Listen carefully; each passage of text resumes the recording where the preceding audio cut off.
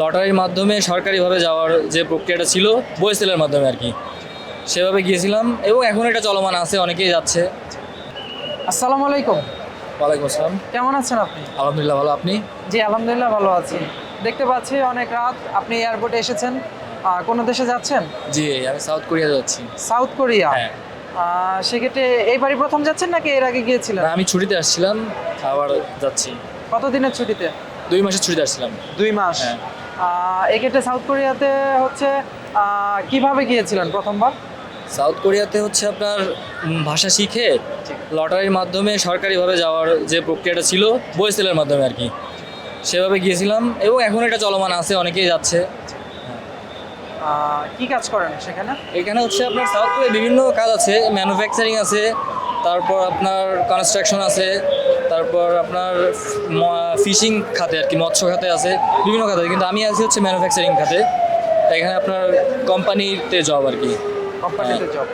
যারা হচ্ছে সাউথ কোরিয়াতে যেতে চায়, হ্যাঁ। বাংলাদেশি যুবক ভাইরা আছেন যারা, হ্যাঁ। তাদের উদ্দেশ্যে যদি কিছু বলতেন। হ্যাঁ, সাউথ কোরিয়া যাওয়ার মতো একটা ভালো দেশ, অনেকেরই স্বপ্ন, বাংলাদেশে অনেকেরই স্বপ্ন সাউথ কোরিয়া যাওয়া।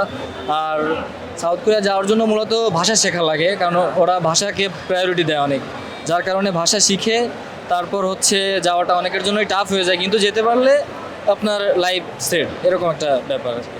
সেক্ষেত্রে আপনি আর কত বছর থাকবেন সেখানে? আমি ইচ্ছা করলে আপনার ভিসা পরিবর্তন করার সুযোগ আছে এবং করে ফ্যামিলি নিয়ে, মানে ওয়াইফ নিয়ে অনেক দিন থাকা যায়, পার্মানেন্টভাবেও থাকার সুযোগ করা যায় ধাপে ধাপে, এবং যার যার ইচ্ছার উপর ডিপেন্ড করে।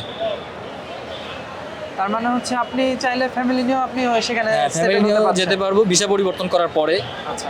আর এমনি প্রথমে এই যে প্রক্রিয়ায় প্রথমে ভিসার মেয়াদ থাকে হচ্ছে 4 বছর 10 মাস, এরকম করে 2টা টাইম, মোট 10 বছর আর কি।